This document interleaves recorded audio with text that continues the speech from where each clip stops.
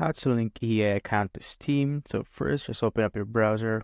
And once you're on your browser, just search for ea.com. So that's literally it, ea.com, and it will bring you right here.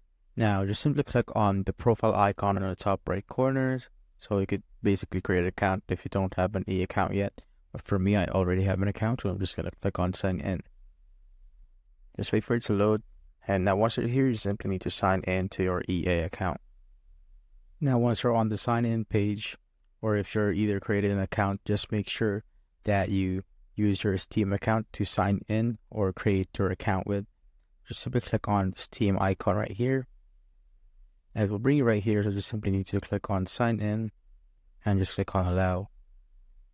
Once that's done, it will send a verification to your email, so just click on send code. Now go to your email and check for the code. So I have now the code. I'm just going to simply place it right here and just simply sign in.